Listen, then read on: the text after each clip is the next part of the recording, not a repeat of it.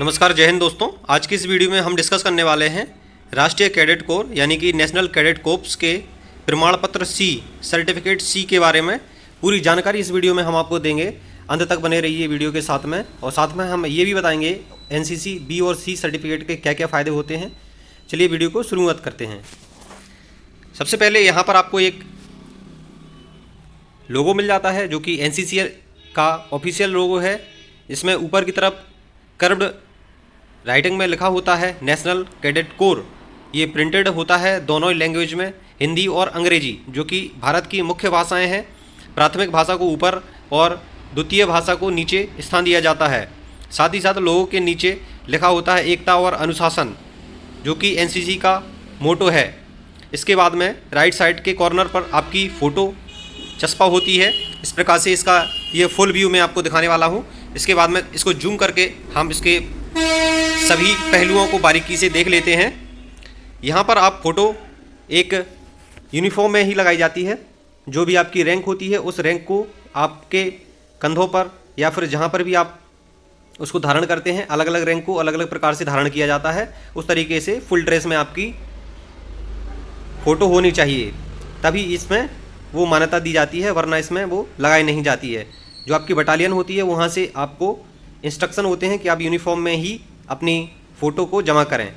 6 के लगभग में फ़ोटो आपकी जमा करी जाती हैं, और जब प्रवेश पत्र आता है प्रवेश पत्र पर भी एक फ़ोटो लग करके आती है। जब आप एग्ज़ाम पास कर लेते हैं, क्वालिफाई कर लेते हैं, तो आपको इस प्रकार से एक प्रमाण पत्र मिलता है। उसी फ़ोटो में से आपकी एक फ़ोटो यहाँ पर चस्पा कर दी जाती है। यहाँ पर आपके यूनिट यानी कि बटालियन के जो कमांडिंग अफसर हैं उनके साइन और उनकी सील यानी कि मोहर होती है।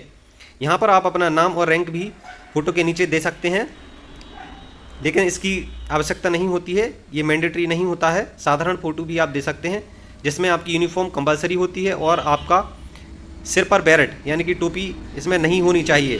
बिना बैरेट के फ़ोटो दी जाती है। इसके बाद में यहाँ पर टाइटल जो होता है, टाइटल आपको इस प्रकार से मिल जाएगा। इस प्रकार से यहाँ पर एनसीसी सी सर्टिफिकेट प्रमाण पत्र सी लिखा होता है। इसके बाद में आपका यहाँ पर आपकी रैंक होती है, यहाँ पर आपका होता है नंबर, जो कि यूनिट से आपको प्राप्त होता है। आपका एनरोलमेंट नंबर कहलाता है।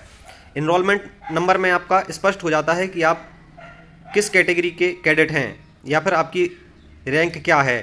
यहाँ पर जैसे कि आप देख सकते हैं यूपीएसडी लिखा है, इसका फुल फॉर्म होता है उत्तर प्रदेश सीनियर डिवीज़न।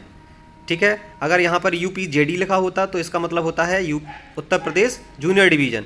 ठीक है, इसके बाद में वर्ष आता है, ऑब्लिक के बाद में जिस वर्ष में आपका एनरोलमेंट हुआ होता है वह वर्ष इसमें मेंशन होता है। इसके बाद ऑब्लिक करके आपका जो नंबर होता है एनरोलमेंट का नंबर दे दिया जाता है। इसके बाद में आपकी आती है यहाँ पर रैंक आती है। रैंक आपकी जो भी होती है, आप कैडेट भी हो सकते हैं, कैडेट से ऊपर जितनी भी रैंक होती हैं, और सेकंड हाईएस्ट रैंक होती है अंडर अफसर।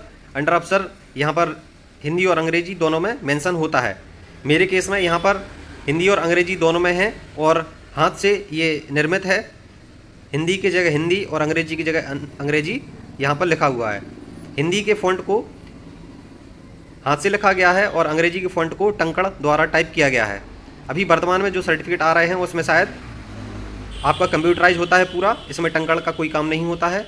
इसके बाद में यहाँ पर आपकी यूनिट आ जाती है। यूनिट यानी कि बटालियन, जो भी आपकी बटालियन होती है वहाँ उसका नाम शॉर्ट में यहाँ पर लिखा होता है। इसके बाद में आपकी आती है जन्मतिथि। तो यहाँ पर आपकी जन्मतिथि हो जाती है, जो भी आपकी जन्मतिथि होती है उसको भी लिखा जाता है। हिंदी अंग्रेजी नहीं, केवल अंग्रेजी में ही इसको मेंशन किया जाता है। इसके बाद में आपका आता है राष्ट्रीय कैडेट कोर का निदेशालय। जिस राज्य से आप होते हैं वहाँ पर आपका उसी राज्य का जहाँ पर स्थित होता है निदेशालय, उसका एड्रेस यहाँ पर आ जाता है। जैसे कि यूपी के केस में लखनऊ में इसका डायरेक्टरेट है। यूनिट के हिसाब से ये डिफ़र करता है। जैसे कि कुछ राज्यों में संयुक्त रूप से भी निदेशालय होते हैं। कुछ राज्यों के जैसे कि प्रदेश स्तर के, जैसे कि केंद्र शासित प्रदेश हैं, तो उनके संयुक्त रूप से भी निदेशालय हो सकते हैं। इसके बाद में आपका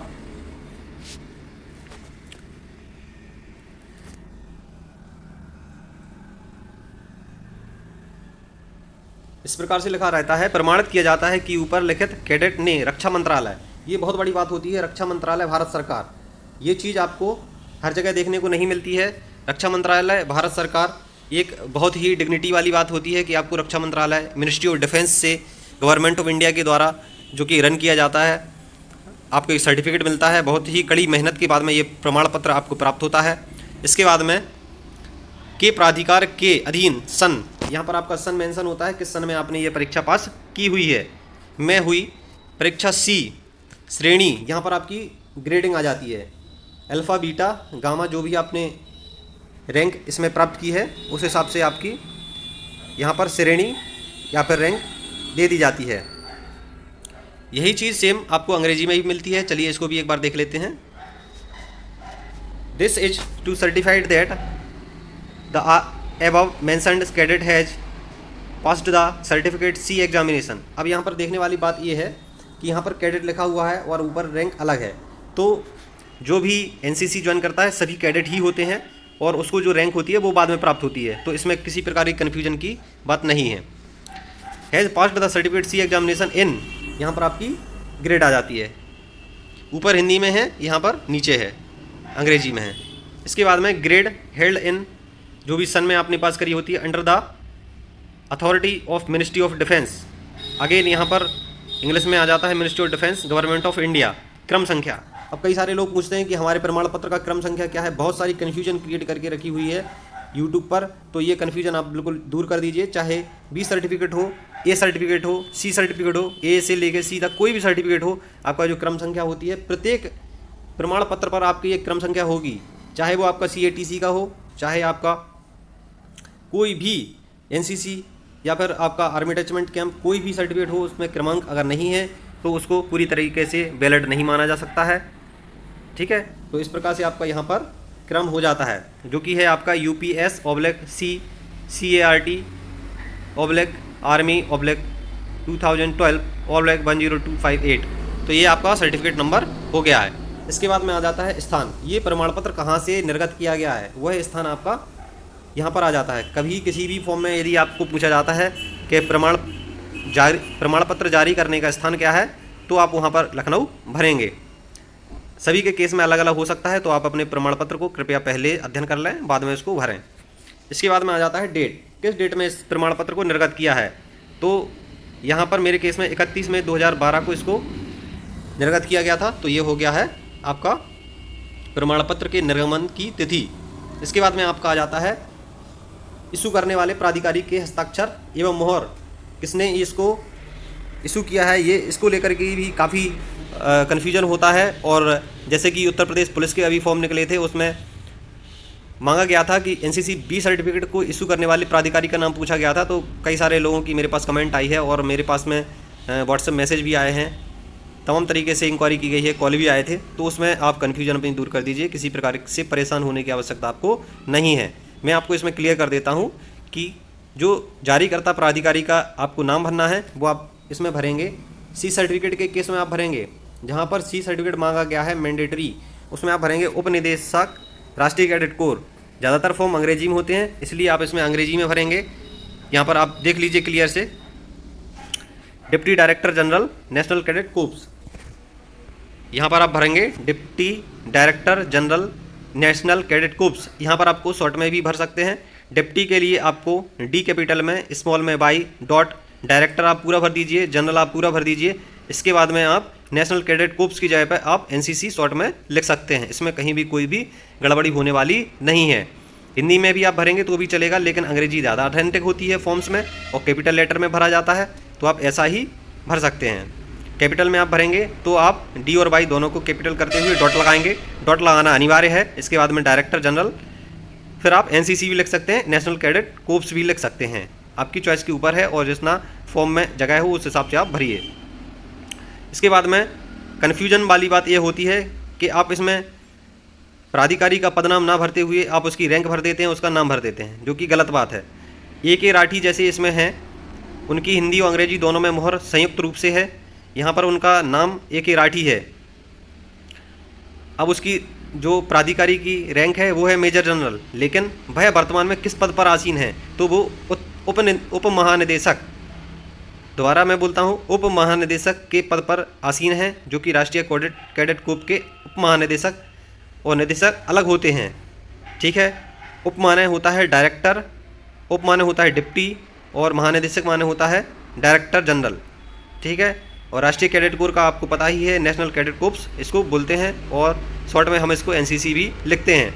अब इसमें रैंक में कन्फ्यूजन भी होता है थोड़ा सा, तो कि मेजर जनरल क्या है और उप महानिदेशक क्या है। दोनों में डिफरेंस ये है कि मेजर जनरल उस प्राधिकारी की रैंक है जो कि कंधों पर सजती है। इसके अलावा उप महानिदेशक उस व्यक्ति का पद है। तो पद और रैंक में अंतर होता है, इसको आप क्लियरली समझ करके चलिए। जैसे कि एक छोटा सा उदाहरण मैं आपको देता हूँ। एक बटालियन या फिर यूनिट होती है, तो उसमें जो पदाधिकारी होते हैं उसको कमांड करते हैं, उनका पद होता है कमांडिंग अफसर का, जिनको हम शॉर्ट में सीओ भी बोलते हैं। लेकिन उनकी रैंक जो होती है अमूमन देखा गया है कि वह कर्नल रैंक के अधिकारी होते हैं। तो दोनों में आपका कन्फ्यूजन दूर हो गया है। अभी इसमें आपको किसी प्रकार की कोई भी कन्फ्यूजन की बात नहीं रह गई है। साथ ही साथ एक चीज़ और देखिए कि जो भी ऑथेंटिक आपका सी सर्टिफिकेट होता है उसमें आपको इस प्रकार का एक लोगो बैकग्राउंड में मिल जाएगा। यहाँ पर आपको 4 कैडेट्स यहाँ पर दिखाई दे रहे हैं जो कि अलग अलग विंग को प्रदर्शित कर रहे हैं। तो ये इस प्रकार का वाटर मार्क हम इसको कह सकते हैं, ये भी इसमें आपको मिलेगा। हस्ताक्षर अधिकारी के अवश्य मिलेंगे और उसकी मोहर अवश्य मिलेगी। तो ये सारी चीज़ें आप देख के पता लगा सकते हैं कि ये ऑथेंटिक है। इसके बाद में इसके पीछे भी मोहर और हस्ताक्षर होते हैं, जो कि आपकी यूनिट का भी होता है और आपके ग्रुप का भी होता है। तो दोनों जितनी भी यहाँ पर वेरीफाइंग अथॉरिटी होती हैं, जो भी इसको चेक करके आगे निर्गत करते हैं, उन सब के पीछे प्रमाण पत्र के हस्ताक्षर एवं मोहर अवश्य रूप से होती है। उसकी अभी आवश्यकता नहीं है, इसलिए मैंने यहाँ पर इसको दिखाया नहीं है। तो एक बार फिर से आप इसको पूर्ण रूप से देख लीजिए किस प्रकार से ये ओवरव्यू दिखता है। तो आप लोगों ने काफ़ी सारी चीज़ें जान ली हैं। साथ ही साथ मैंने आपसे वादा किया था कि मैं आपको इसके फ़ायदे भी बताऊंगा। तो एनसीसी सी सर्टिफिकेट के जो भी फ़ायदे हैं मैं आपको क्रमशः बताता हूँ। इसमें सबसे बड़ा फ़ायदा ये होता है कि सी सर्टिफिकेट आपका यदि हो जाता है तो आपको आर्मी में एंट्री लेने में काफ़ी सहूलियत हो जाती है। और यदि आप केवल सी सर्टिफिकेट होल्डर हैं तो आपको उत्तर प्रदेश पुलिस सहित अन्य कई सारे अन्य राज्यों की पुलिस में भी आपको भर्ती होने में सहायता मिलती है। आपको कुछ इसके वेटेज मार्क्स मिलते हैं, तो उनका बेनिफिट लेते हुए आप फाइनल सिलेक्शन आसानी से प्राप्त कर सकते हैं। और सबसे बड़ी बात होती है लीडरशिप क्वालिटीज़ आपको बहुत अच्छी मिल जाती हैं। यदि आप यहाँ पर रैंक हासिल कर लेते हैं तो आप कई सारे लोगों को एक साथ हैंडल करने का अनुभव आप सीखते हैं और बहुत सारी चीज़ें देश दुनिया की सीखते हैं, जो कि आपको कोई अन्य संस्था नहीं सिखाएगी। यहाँ पर फ्री ऑफ कॉस्ट होता है, कोई भी आप इसमें फीस नहीं लगती है। एनसीसी की प्री आर्मी की ट्रेनिंग भी आपको प्रोवाइड कराई जाती है, शस्त्र परीक्षण भी होता है। शस्त्र प्रशिक्षण के साथ में आपका फिजिकल, ओरल, मेंटल हर प्रकार से आपका एक प्रिपरेशन होता है। तो ये बहुत अच्छी चीज़ है, जो भी लोग करना चाहें तो कर सकते हैं। मेरा आप सभी को बेस्ट ऑफ लक है। तो यदि आपको वीडियो अच्छी लगी है तो इसको लाइक, शेयर, सब्सक्राइब करें। मिलते हैं किसी अगली वीडियो में, तब तक के लिए जय हिंद, वंदे मातरम, भारत माता की जय।